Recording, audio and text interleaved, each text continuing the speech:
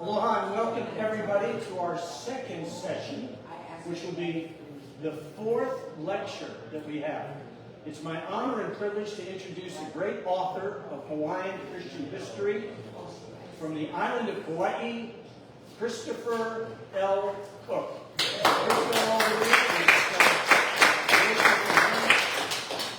We have some wonderful books. If I may, I will share one. These books Chris brought filled with pictures. It is a first-class operation. It goes into all of the background, and so it's a magnificent keepsake. Coffee table book, whatever you want, but it's a great resource. And this is not the only book that Mr. Cook has written. He has written the only book in the last couple hundred years about Henry Obukahia, known as Henry Obukahia. I ordered that book from Amazon. They promised it would be here today, and they dropped the ball. It's not the first time, but it'll be here maybe tomorrow. If not, you all can go directly to Amazon.com. You find Obukahia. What's the proper title? Obukah's Providential Life and Legacy or something. Anyway, you'll find it. Chris Cook, Obukahia, you'll find it. So it's a great image. Okay, how was last night? Okay? Very good. We had 3 sessions, and I loved it, and I am very much looking forward to doing less talking and more learning with you. And that's why we have Chris Cook here. So, I want to wrap up a couple of things. Oh, I want to use the microphone for sure. I want to wrap up a few things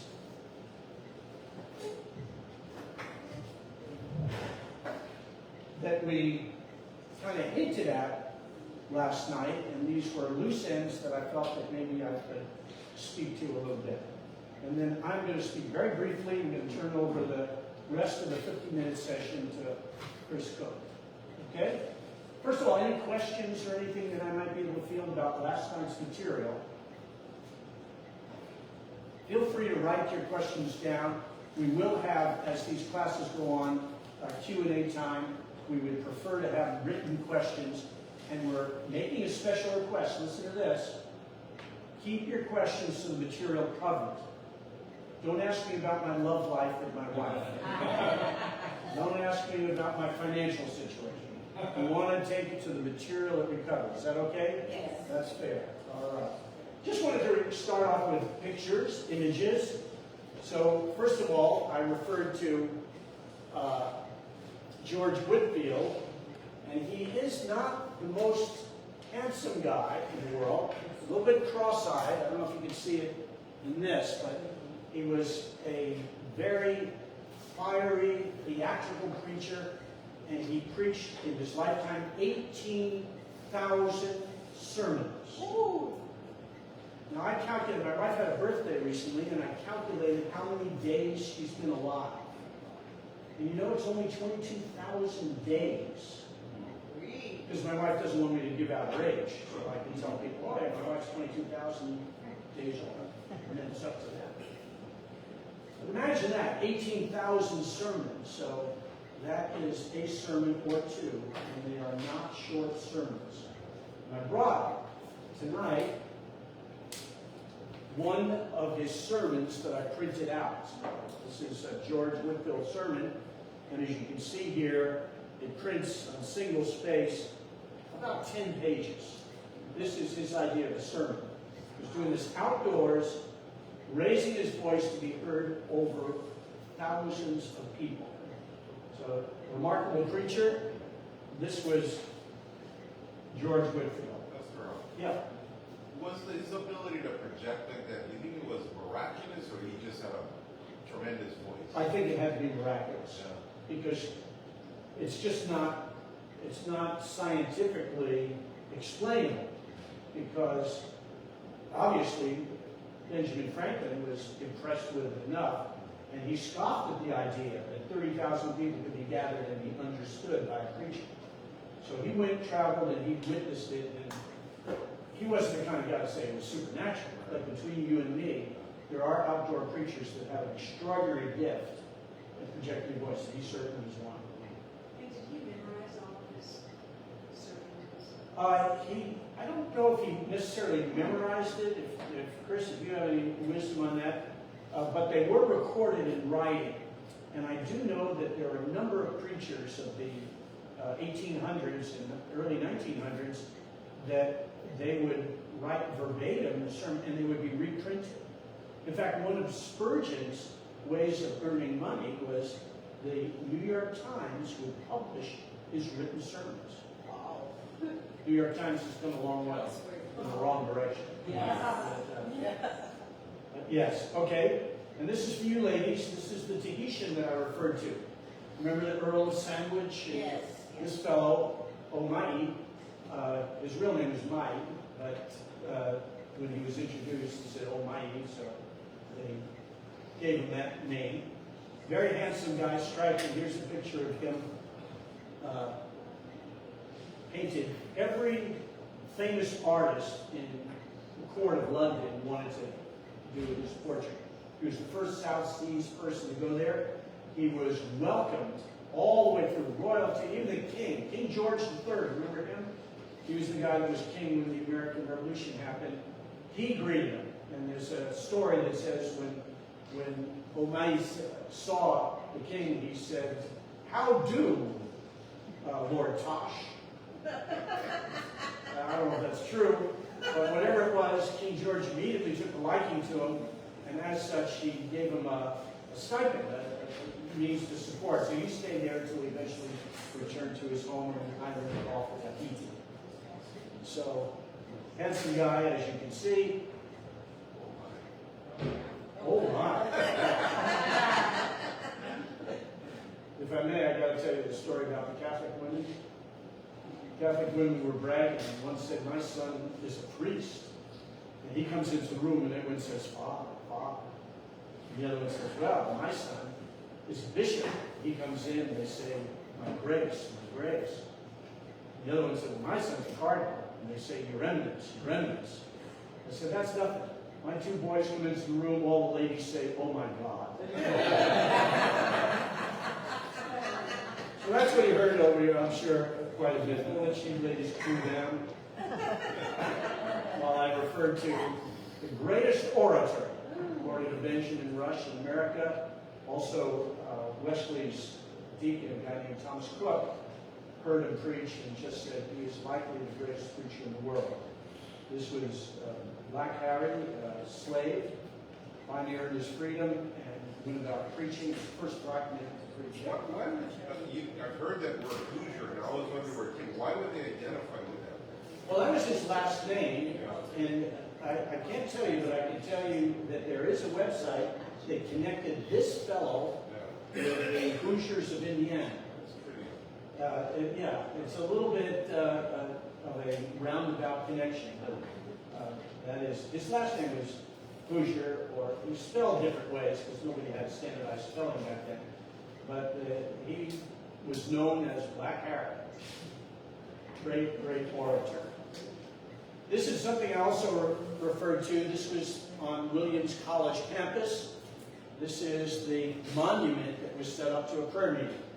And at the dedication, the president of the organization said this is the first and perhaps only time that a prayer meeting has been marked by a monument. So if you go to Massachusetts, to Williams College campus, you will see this. It has on here the names of the 5 young men that were a part of the prayer meeting, and there is a globe on the top. And this was where Samuel Mills said, if we will it, we can do it. That was his expression. So he was excited about that. So with that,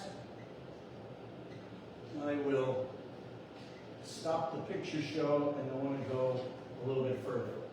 So with this opportunity, having Chris Cook here, I've asked him to cover some things, some important items. There's 3 subjects that he's going to cover.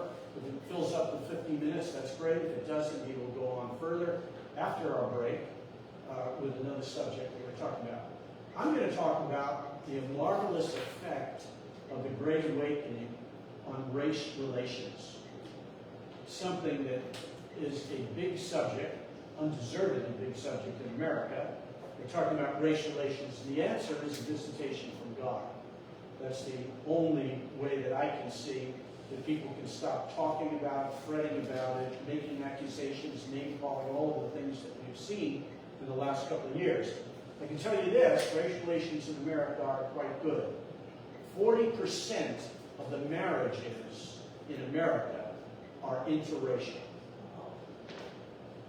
So you can't tell me that there are race relation problems in America. So we will talk about that after Chris, but at this time I'd like to invite him up. Chris, come on up, take the microphone, and please have your liberty. Chris is a guy that has stories on top of stories. So one of the sessions, you might just let him freewheel. And he's a great rock hunter. Here you go.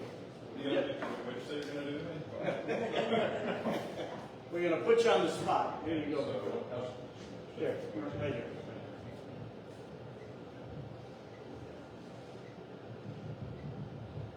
Oh, Chris is single, so I have to dress him. You know your book, you Yeah. can announce it again because there is some people that came in. Oh, yeah, I should. Okay. Yeah, this book came out right before COVID came. So I wrote my smaller paperback. It's a Global High book, the brown one. I don't have Oh, okay. So I wrote a book, it's mostly words, and then that was in 2015. It was a biography of Little Kaida, and I worked on it I began in 1983 working on it, so did a lot of research. But when I went around the churches in Hawaii, everybody said, that's too many words, you want to see pictures. So the Lord provided, and some backers helped me out, and I was able to put a full color picture book on it. So I refer back to it a little bit. But, well,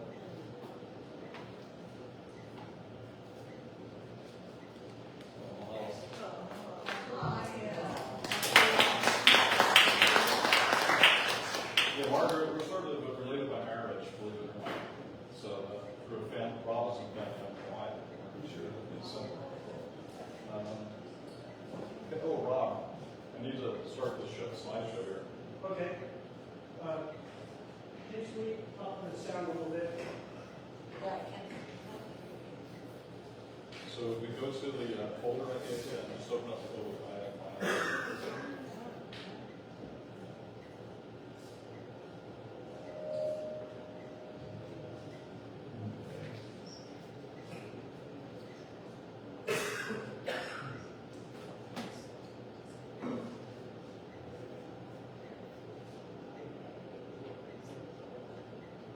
Let's see what it is.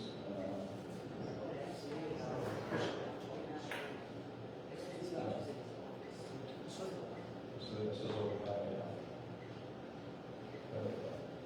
and you hit, let's see, so you go view, go full slideshow, choose view, keep on up.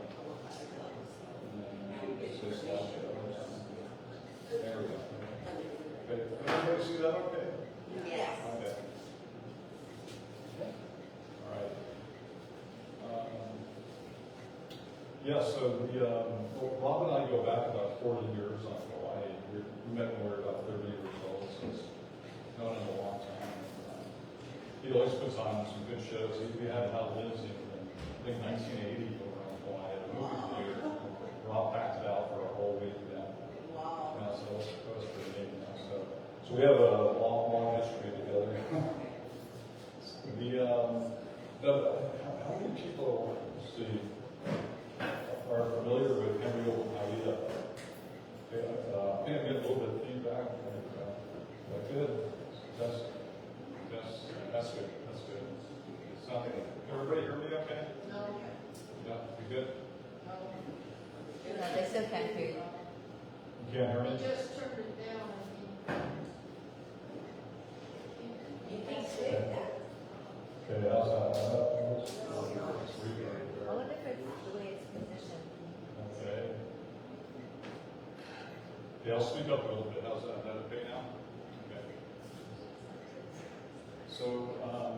So not many of you know the story of Old Kaida. Okay, that's pretty common in the local churches in Hawaii. Usually there's maybe 2 people that really know about him. Sort of the modern history of Hawaii hinges on his life. If you take one segment of his life out of his life and these things don't happen, this could be Fiji. This could be the British with Indian people from India working the sugarcane fields. There would be no local culture. Everything would be different here. Pearl Harbor, that was British, like Singapore, this place would have been overrun by the Japanese. All these things, and it's his, I can show you, it's his life. A native Hawaiian boy from Kapu and Hawaii Island. So this was, this is a presentation, and it's online on YouTube, if you want to share it. Hawaii Halo Church, the big church in Honolulu. I spoke, they had well, COVID shut everything down. It was their bicentennial. And they did video tapes and put them up online. So I got to speak inside the church, and it was pretty weird. It was 4 people in this huge church. And I really had a hard time speaking because it was just strange. But this is the slideshow that I presented. So it's, if you go to Hawaii Halo TV on YouTube, you can find this channel. Okay, so this is me about 2 years ago now. So this is just my own, a little bit of my testimony. I grew up around New York City, and I was a surfer in New Jersey. But I was born out west, but it was, surfing got me interested in Hawaii. And I had these twists and turns in my life. I was pretty good at track. I was supposed to go on a track scholarship and to college. I got mononucleosis my senior year, blood disease, and I was in bed for 3 months, and all my scholarships went out the window. So I was home for 3 months in bed, and so the Lord impressed on me something really radical. He said, instead of track, you're going to go surfing in college. So I ended up at the University of Hawaii. Instead of running somewhere in Massachusetts or New York or somewhere. And, so that was 1970 I came over, and the spring of 71, the Jesus Revolution was going on. So these hippies were hanging up a lot of posters for Jesus. I lived in Haleiwa, in North Carolina. So I ended up at Eva Beach at this old church and went to a coffee house and heard the gospel, and I stepped forward. I mean, I grew up around New York City. I didn't know who Billy Graham was growing up. It was a real different culture. So in the 70s, my life as a Christian was up and down, and in the late 70s, in the North Shore, we had a revival, and about me and a dozen of my friends all moved to Hawaii. Some of them became missionaries, and I was stuck in Honolulu. So one morning I woke up, I was in my early 30s, and I go, well, Lord, what do you want me to do? You know, I'm pretty much a surfer, working with construction. I had a college degree there. And so I figured I'd go back home and think about working in New York City and get a real job, you know, grow up. And my father was a professional photographer. We went on an assignment, and we ended up at Henry's Grave in Cornwall, Connecticut. And I felt the Lord really impressed me. Forget about coming back here, but investigate this man's life and what went on. So I came back to Kauai. I was married within a year, and then my wife, who was a journalist, and she said, you have to get a real job now. And she found me one at the newspaper but on Kauai, and I ended up being the editor later on. So that got me writing back. I wrote back in the 60s and early 70s, so it got me back in this whole thing. And she really set my life on the path. And the years went by. We did some missionary work, and we got a word in Asia to, we were thinking about living over there, and we both got the word to just go back to Hawaii and write. That's all we wanted to do.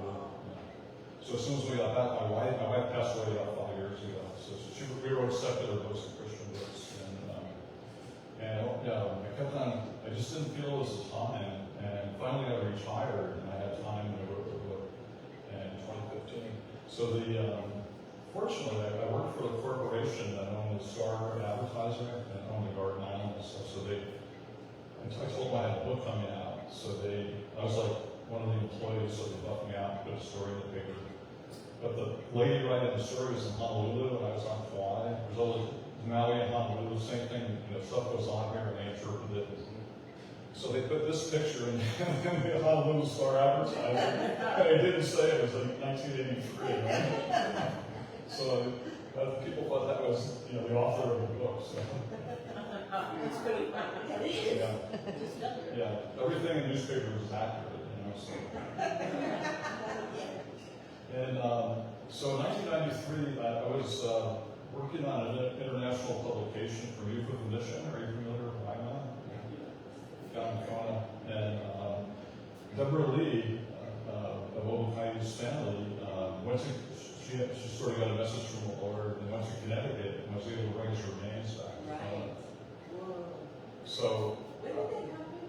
1993. Yeah. So I went down to Kealakekua Bay and met the family and told them, wow, I was, and I was sort of early on with the internet, so I had a website up already. So they were impressed with that, and then I sort of became part of their ohana.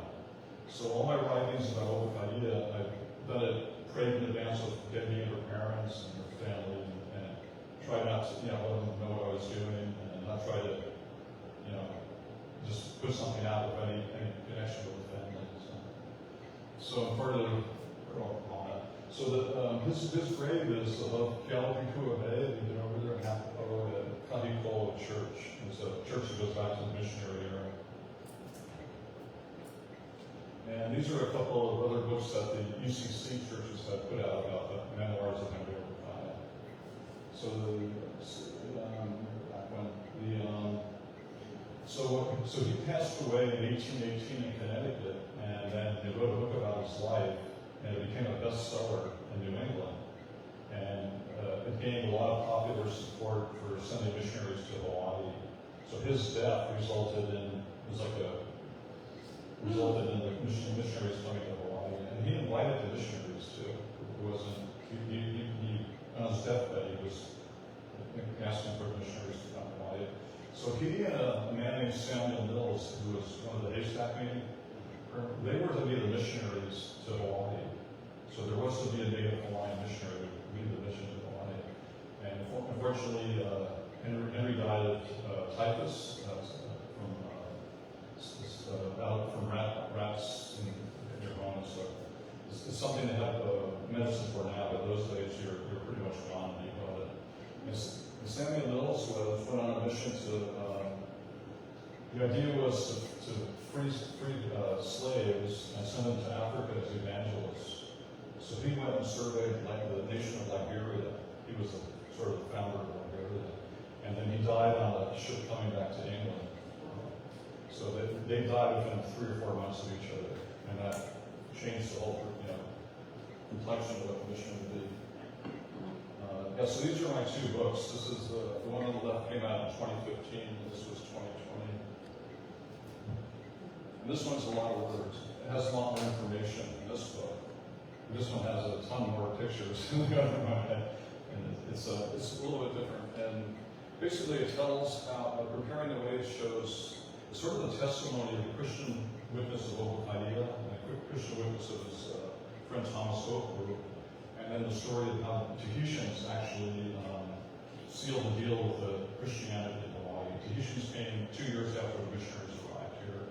We're going to do a slideshow about Tahiti, maybe tomorrow or later today. And it's a little known story, and we have a Tahitian right here. Yeah. Okay. So this is some backup.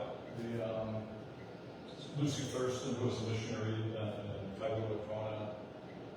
And so Henry's a seed of, Hawaii Hapa, the whole movement of Christianity in Hawaii. He's really the mustard seed of it. So I divided his life up into different segments. So this is his life on Hawaii Island. And he was born, earlier documents had him at 1792, but during the Civil War time, a pastor at Kealakekua in the Hawaiian language newspapers. He interviewed some people still alive that hadn't knew him when he was alive, and they determined his actual birthday was 1787. Okay. So we're going to go around Hawaii Island real quick from Kau to Hilo to Kahala to Kealakekua Bay. Just like that. That's his life in Hawaii, all that path. So this is, have you been to Punaluu in Kau? It's a black sand beach, a lot of people live out there. So he was born and raised around Punaluu. We know that in down in Kau in the shadow of Maipea. And so his father was a fisherman, you know, they were villagers, but his mother had ties to Kamehameha and to the heiau over at Kealakekua, that was the Hikiau heiau. And what happened was, Kamehameha, as he conquered the islands, he was over in Oahu, you know, with Pali, where they pushed waters on Pali, you know, that story. And so there was a lot of civil war, Kahala versus Kau in Hawaii Island. And the elite Nui and Kau decided to take advantage of Kamehameha being involved in Oahu. They went up to Hilo and Puna and reconquered those areas. And Kamehameha had been at war since probably 1782, and he was he wanted to end the wars to end, and this was a little bit like a headache to him almost. So he sent his top warriors down, and there was a battle right by the Hilo Library, right in downtown Hilo. Right there was a battle. It's called Kai Laoa. And that place name is on the beach there. If you look at it. So the warriors from Kamehameha's warriors just slaughtered the other army, and then they were told, well, in the Hawaiian battles, families would come alongside and be on the sidelines, pull people wounded back and provide food and water and so forth. So the warriors were ordered to kill all the people too, all the camp followers. So his parents, they took off and ran up towards Lapahoiho, north of Hilo, and hid in a cave. And then, unfortunately, eventually the warriors found them, and then they killed his parents in front of his eyes. And he ran away with his little baby brother on his back, and the warriors speared his brother and knocked him on the ground. And he was about 10 years old, and we looked at him and said, we could use him, like a slave or something. And he's too small to cause much trouble, but he's big enough to be worthwhile. So they kept him alive, and they brought him to Kahala. So during the Makahiki season, it's in the autumn, and the Makahiki would go around the islands and be a time of peace and of games, boxing, and different things. So his uncle was the kahuna at Kealakekua Bay, Hikiau heiau. And that's where Captain Cook was killed across from there. Captain Cook played along being Lono there. Lono was the god of Makahiki. And he supposedly came from Tahiti, and then every year he'd go back, spiritually, I guess, and they made a little canoe and they pushed it out. And Captain Cook came and they floated to the god Lono, representative of Lono. So Henry's uncle found him at Kahala and brought him down to Hikiau, and you notice he was really a sharp, I think he had a photographic memory, he was really a sharp boy. So he began training him as a kahuna. So this scene of Captain Cook, this sort of sealed Cook's fate. He played along with being Lono, and got out of the Hawaiian mythology, and was killed because he saw that it was a fake, that he was playing along with God. But Omakai is, they gave him, he had a little heiau, and to train him on. And I discovered through being down there with archaeologists that right here where Cook was the same site where Omakai ended up. Yeah, so say Cook brought sort of maybe destruction or negative to Hawaii, and from the same rock platform, Omakai left to bring the gospel to Hawaii. Pretty amazing coincidence. And you can see, I'm trying to show God's hand in all this, and this determined the fate. If you're, from families that maybe came from Japan or the Philippines or Portugal. All these things, if this didn't happen, yeah, you wouldn't be here. You probably wouldn't be here. So then at Hikiau, well, Obakaye really didn't want to be a kahuna. And his whole life, he's forced to do this, forced to do that. And Western ships began coming into Kealakekua Bay, and he decided to take off on a Western ship. Unfortunately, it was a Christian sea captain heading back to China and then to New Haven. So this is so he takes Kealakekua Bay, leaves Hawaii, and then he gets on board. This is his that's Obakaia, and that's not really him. It was somebody dreamed that up, a picture of him. In New Haven, Connecticut. It looks a little not too Hawaiian there. But this is the real picture of Hopu. So Hopu was from Kohala, I believe, and he was the cabin boy on the ship. So Obakaia was about 20 when he left. Hopu was about 13. And they became buddies. And it wasn't an easy time. There was a lot of prejudice, and they were treated pretty much like slaves in a way on the board ship. But Obakaia was a sailor who showed that he probably paddled canoe and surfed and dove. Interesting. So the first place they went to Mexico. This island Guadalupe, and so the ship, the Triumph, had come from Mexico from Baja to Hawaii to pick up supplies because they were poaching in Spanish territory, and they couldn't go to the missions in San Diego or things like that, or else the ship would be confiscated. So they came to Hawaii, and the sea captain had been there before. So he came to Hawaii to pick up supplies, and then he recruited Obakaia and Hopu, and they went to this Guadalupe Island. So they were killing fur seals and to get the skin, the furs to bring to China to trade for tea, and then bring it back to the mainland to sell and make small fortunes. So have you ever heard the expression old money back in New England? That's what China trade brought, old money. So pretty amazing that, and you wouldn't think you'd go to Mexico, but I went to Mexico the first stop. And on board, was a theology student, a Yale graduate named Russell Hubbard. So he began discipling Obakaia and teaching him English and aboard ship. So they sailed, came back to Hawaii, and he was offered the chance to leave, but he decided to stay on the ship. They went to Canton, China, across the Indian Ocean. Now this is a local boy from the beach of Honolulu. All right. And then they went up the Atlantic Ocean and landed in New York City. And he and Hopu got off, and the guys took him to Broadway, make Broadway plays. And it's not that. Pretty amazing. And they went to somebody's house for dinner, and they saw the men and women eating together. And they went like, whoa, they do that here? So they were still very much, Hawaiians and thinking. So, yeah, so this is Canton. This is what it was like when it was in Canton. And they probably learned to eat with chopsticks and things there. Interesting. Don't get too much of that. Okay, so this is when he makes it to New Haven. And Yale University, so there was the Second Great Awakening Rob was talking about, was under full war back there. And a lot of it had come out of Yale University, out of the chapel. So he providentially walked into the middle of revival.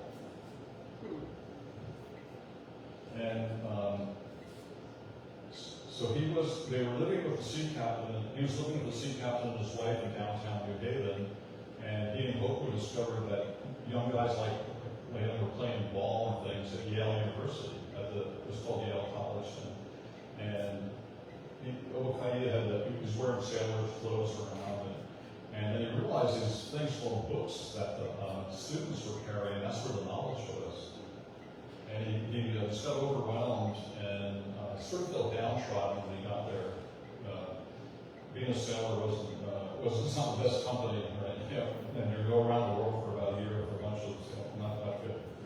And so Edwin Dwight, who just graduated on the way to become a minister, found him on the steps of Yale weeping because he couldn't read. So he brought him into his dorm room and began teaching him. The students in the dorms began teaching him Hopu about reading and write. I discovered that Edwin grew up in Stockbridge, Massachusetts. So, you know, the last of the Mohicans, those stories?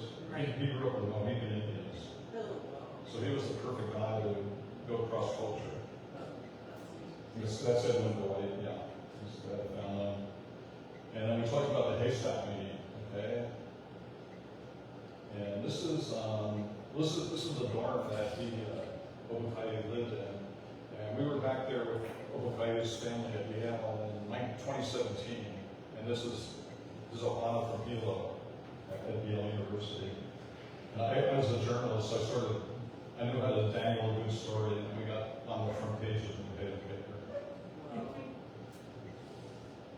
And this was education.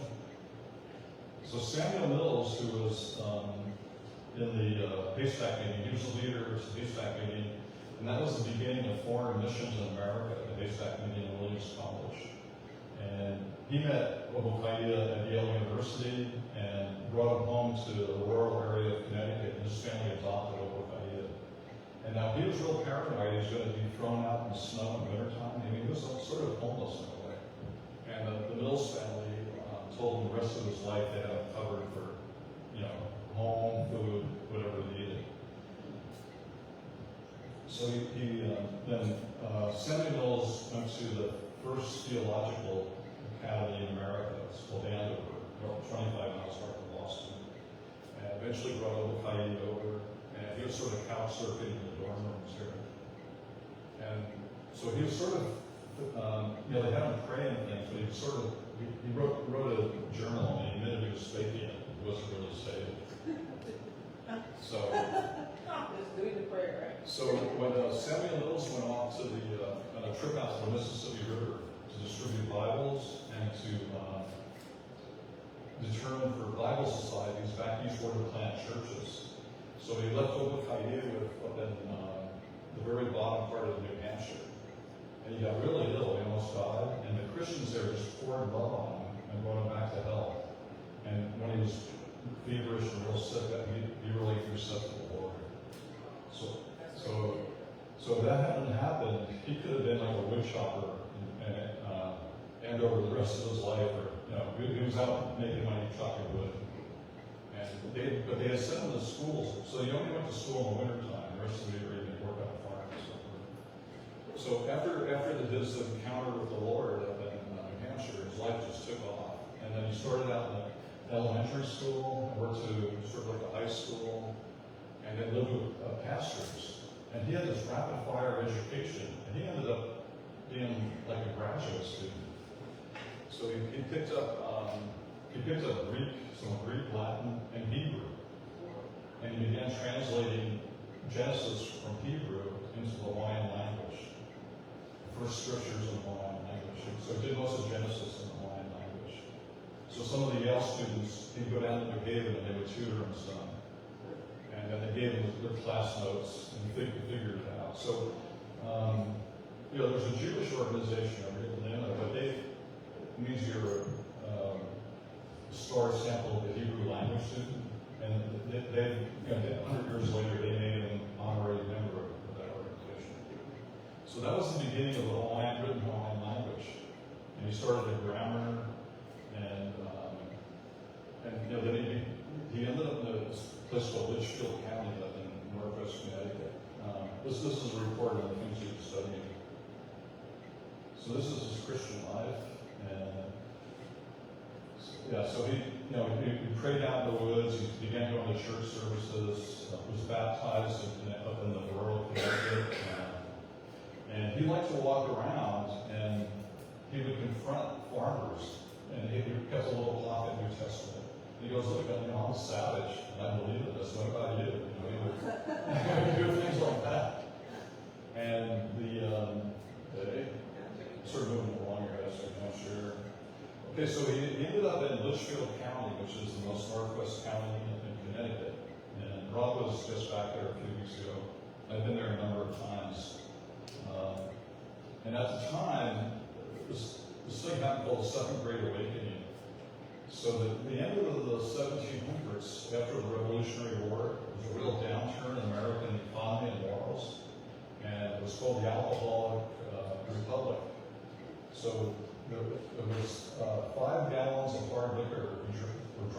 capita in America then.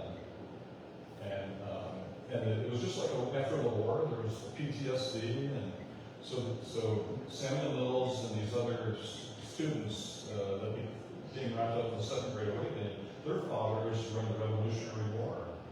So my generation, which sort of, I was in the Jesus Revolution, my father was in World War II. It's really funny, the similarities. They caused the 60s, which was a total upheaval. The Revolutionary War caused a little bit of an upheaval in America, that's for sure. Now that it came, things exploded. So the churches were real dead. And then this revival started, and some credit, out in Tennessee and places, they had really wild revivals built in the camps and stuff. But in New England, it was real pious. It was like a silent, almost revival, where the Lord would touch people in church services, and then people would get saved. These revivals would start. But somehow it centered in Litchfield County. So one minister that became pretty well known later on, he had a little church there. And he wrote about it in his journal, and he called it the Field of Divine Wonders.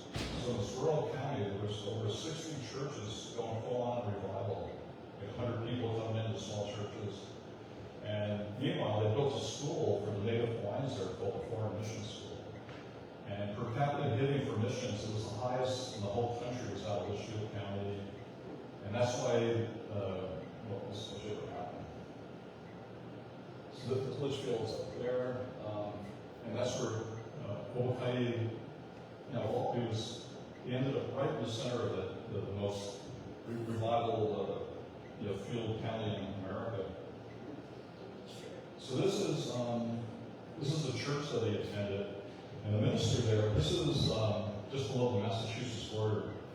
And he suggested he start writing a spiritual journal. So thankfully he did that. He wrote his history, so we have that today. So I was a guide for a tour of all these sites back in 2019. It was the 200th anniversary of the missionaries coming to Hawaii from Boston. And we had a tour bus with 36 people, mostly Kahu, and native Hawaiian Kahus and their wives. So this is the only church still standing where Oahukai actually attended, South Canaan, Connecticut. And we had a worship service inside there. We talked that it belongs to the Historical Society. Pretty amazing. So this was it was called a Foreign Mission School. So Oahukai was a star pupil, Hopu and other native Hawaiians, and the son of the king of Hawaii. And they had Cherokee Indians, they had Malaysians, Tahitians. And the idea was to train, these guys all showed up on ships, they were sailors, and they were recruited to the school to go back to their nations and spread the gospel. Didn't exactly work out that way. So this is the short group, this is the house where the students ate and do their laundry and things. So this is a newspaper account of a service where Oahukai spoke in Amherst, Massachusetts. So to go on a mission, you had to go out for a year and raise funds and show you were really committed to go on a foreign mission in America. So they sent them to Amherst, and so a minister that was the agent, a fundraiser for the American Board, which sent the missionaries out, he would start the service and then bring Oahukai, and he would read the gospel, read Genesis in Hawaiian language. And the people were blown away, because they had a low esteem of savages, And Hawaii was, Captain Cook's death had put a black mark on Hawaii. So people in the Western world, when you said Hawaii, they think of Captain Cook's death. You okay there, Rob? Yes, I'm just picking up some more syllabuses. Okay. Syllabi. So at the end of the services, he would stand at the back of the church and hand out tracts and witness to the people. And so he became a folk hero in America. He was in the secular newspapers and magazines. And it's said that he really broke, in the churches, he broke what we call the color barrier, or the non-white barrier. They showed that, this Hawaiian became a biblical scholar. So he had a role in many ways in the anti-slavery movement. He was tied into that in some ways. And this is a letter. See, this is his handwriting. He wrote numerous letters. He loved writing letters. And his English got, better and better and better.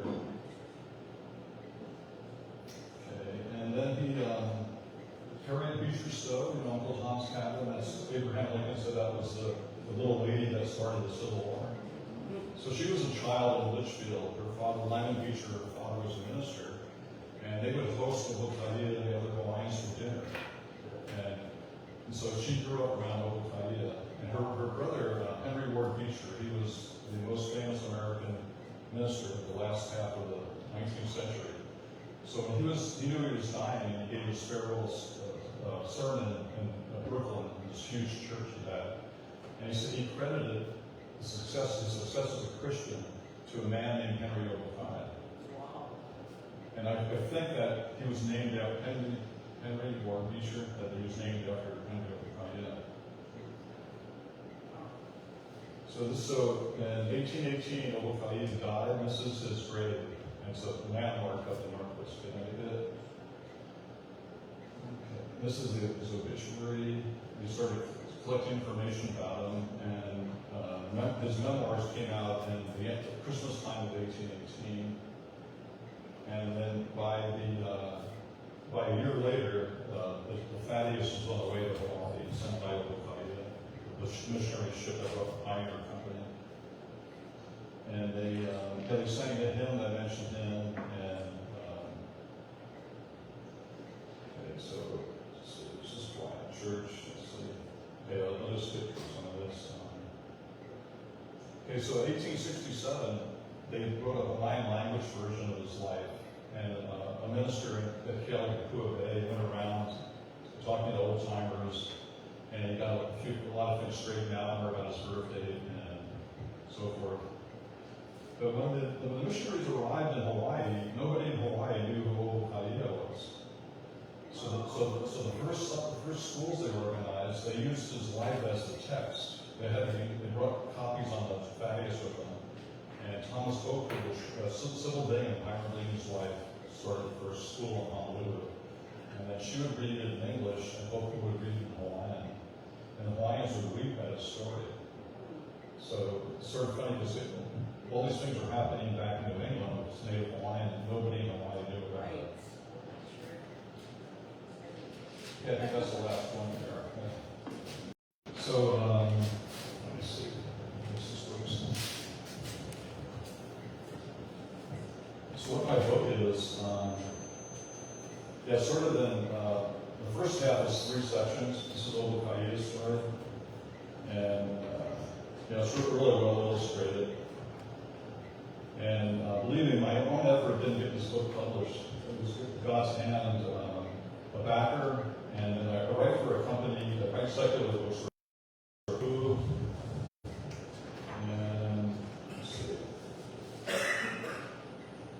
Yeah, this is some pictures back in Cornwall.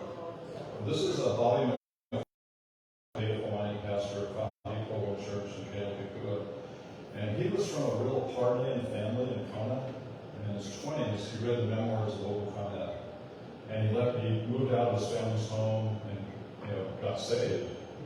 And so that was in 1966, I think. So this moment, he ended up on this tour. He'd never been to New England. And he had a really great 5-minute testimony about this in video. And he put his hands on the grave. And he like Hokaia, 5 minutes to his grave. So pretty emotional stuff. And Hokaia, he brought a tapa cloth model. Maybe not a model, maybe a sheet. And what he did was he cut little pieces. And he'd meet people when he was witnessing and so forth from churches. And he'd go, here's a souvenir of the And then the pieces got smaller and smaller and smaller because the tapa cloth got smaller and smaller. So people are starting to turn these in at the Historical Society of Cornwall. Wow. Yeah, this is he brought that from probably Kalo. Nice humanizing. So this is Hopu's story, a lot of action, and how the mission came to Hawaii. Okay, but then this is a couple of interesting things which we'll just get into a little bit more if I can find it here. I'm sorry. Oh yeah, so the third part of the narrative is about Auna, the Tahitian. So this story through the life of 3 Native Hawaiians of the gospel came to Hawaii: Hokaia, Hopu, and Auna, the Tahitian. And So the Tahitians came in 1822, and the American mission was sort of floundering because they weren't picking up the Hawaiian language. And so, well, I'll just leave it there, but it's an amazing story. And if it wasn't for these Tahitians, maybe the mission wouldn't have succeeded. Wow.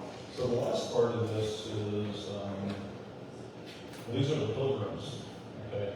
So the last part of the book is sort of apologetics for the missionaries. And, well, when the pilgrims left Holland, they got a word from the pastor that don't look at New England as a last stop. It was just a stepping stone onto other things. But it took, so they came in 1620, the Thaddeus arrived in Hawaii in 1820, and it was called the Mayflower of the Pacific. See, so when the missionaries came here, they sort of took the tent pole of the revival in New England and came to the far ends of the earth, right, out here. So they fulfilled this prophecy about. And what I did here is, so these are things that the missionaries brought. The Declaration of Independence, 1839, we had the Declaration of Independence in the Hawaiian Kingdom. They brought hymns. Actually, the first hymns came from Tahiti.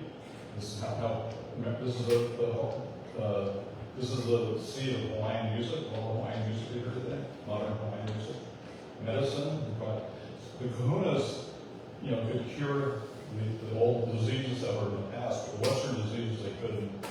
So that the first Western doctors came, and that's a whole other story. Kamehameha was an international merchant and trader. He brought business here. They brought law. This is the Supreme Court the Hawaiian Kingdom set up based on American law. Temperance, they brought a temperance movement. And that took off in Hawaii. The Ten Commandments, 1825, Queen Kahuamanu issued the first laws, which were based on the Ten Commandments. Education. So the way the education worked was a thing called Lancastrian. So what do? You have a class, and you have a star student. You take that student, train them, and have them go into the next village, and they started their school up. So the missionaries would just be in like one station, but these schools were indigenous. They took off. So I have a census in the 1830s or 40s from Hawaii. So I know mostly about Hawaii, okay? And there's little dots, and they're called palo was the word for reading and writing. It was all scriptural based. So there were schools just circling Hawaii that they were teaching the Bible. Even in the Pali Coast, the wilderness areas, there were 2 schools out there. And the missionaries never left Hawaii to accomplish all this. So it was, and so in the worldly, when the world looks at what happened back in the missionary era, it's all pretty much negative. But they really questioned, because Hawaii within one generation became one of the most literate nations in the world. Scotland and Hawaii are equal. And so they look at these intellectual ideas like, oh, they were interested in reading, they love to read. They don't never go to the theology, to the scriptures, that people were inspired by the Holy Spirit and loved it, and Jesus was, they loved Jesus and was moving. And surely not everybody was like that, but the majority of, I think, the Native Hawaiians were. And the churches exploded. Titus Cohen, he had, that's the city of Hilo was formed by a revival. The Hawaiians moved in from the country to Hilo because of the revival. So I've heard in Hilo, ministers there that really went to the records, they had about 10,000 people in Hilo in church, and another 9,000 on the outlying areas. So one minister, Kitten Lyons, he stayed and kept the church moving, and Titus Cohen went on evangelism walks all the time, and pretty rough stuff too. So we have the schools, Bible translation, and to me the redemption of the Hawaiian people. To me, it was the Hawaiian Bible, and the Hawaiian Bible was translated. I mean, what more can you have? Is the Hawaiian Bible in your language? Because language makes you think a certain way. So by putting the Bible in the Hawaiian language, it matched up with the thought process of the Hawaiians. So, and you think it looks like on the surface that just the missionaries worked on the Bible. No. Every station they had Native Hawaiian scholars, and they had Tahitians too. Tahitians were working on it. And they would pass the books back and forth and check them real carefully that it would be understandable. And that's the masterpiece of Native Hawaiian language. And that's the redemption of the Hawaiian peoples, the Hawaiian Bible. So the Bible, it was all phonetic. Because they didn't have a written language. It was all sound. No, they brought, they used Italian vowels, of all things. Because they worked with the American Indians but there's a couple of good books about how it all happened out of UH. So they created an alphabet, they boiled the alphabet down to 13 letters. The Niihau people where I live on Kauai, they still use Marquesas. I'm real proud of that too. Okay. So I go to some Niihau churches to interact with them and things. So they chose like the Hawaii Island K, because Hawaii Island had the vowels were real hard. And it was here in the west side of Hawaii, you go to Big State grocery store and hear the Niihau Hawaiian language between the checker and the people. And it sounds like, you know what Welsh sounds like in English? So it's real smooth and fluid. That's the Niihau speak like that now. Yeah. So the Native Hawaiians formed their own missionary society in the 1850s. This is the Marquesas. And missionaries there in Micronesia. Kamehameha III wrote a letter to the kings out in Micronesia, telling them the gospel is the best thing you can do for your people. Printing came, the missionaries, they printed on these old presses. By the mission sort of ended around the Civil War. They had printed 10 million pages in the Native Hawaiian language. And then also they talked about what they were charged with, the missionaries, was to change the landscape, make it a Christian landscape. So you do that by building a steeple. This is Tiger Lake. And the steeple at Mokuai Kawa Church there was the landmark into, I think, the 1940s. And they had an event called the Concert of Prayer. I'm going to talk about that later on too, and explain that. That was the prayer covering for the mission. This is really critical. It's one thing that's very little known what happened in Hawaii with this. The Hawaiians had a sign language. So Gallaudet University is the American Brazilian Deaf School. So Gallaudet, he wanted to be a missionary, but he was a skinnier Howley than me. And he knew he'd die or get sick, and he didn't want to waste the effort of the mission board.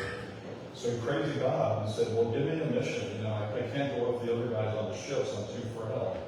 So he went next door, and his neighbor had a deaf daughter. And they were looking for somebody to go to Europe, where they had deaf schools to learn how to train the deaf children. So Gallaudet went to Europe and came back, and it was called the Deaf Asylum. It sounds pretty bad, but it turned into Gallaudet University. So he'd like to go up to Cornwall, and they have these, the Native Hawaiian churches have called Hawaii, and it's like a gathering, and have people saying, these sort of competition. So they had school examinations, and people from all over New England, from New Haven and Boston, would come to Cornwall, and students would chant in Hawaiian and translate things in Hawaiian, Tahitians too, in Cherokee. So Gallaudet went up to one of these exams. It was quite an event. He asked Thomas Koku, do you know sign language? He goes, oh yeah. So he started signing in Hawaiian. So he took Koku, Cornwall's up here, and Hartford's like down here. It's about, if you drive today, it's about 90 minutes or so, an hour. So he took him to the deaf children, and within an hour, they were communicating. Koku was able to communicate. And he told them about human sacrifices. And he had the children were weeping. He was telling them stories about old Hawaii. He was trying to scare them.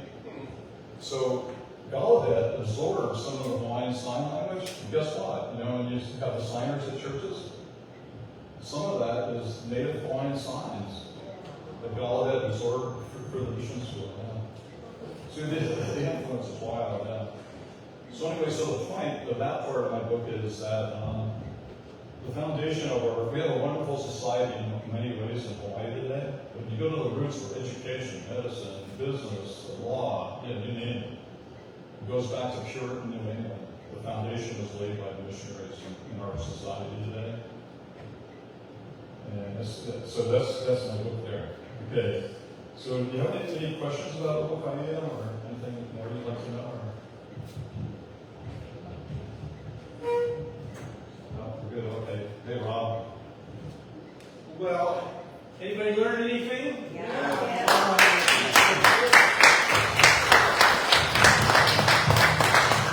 We'll take a break now for 10 minutes, and then Pastor Ao DeCoy is here, who has some amazing things to show you and some wisdom to depart.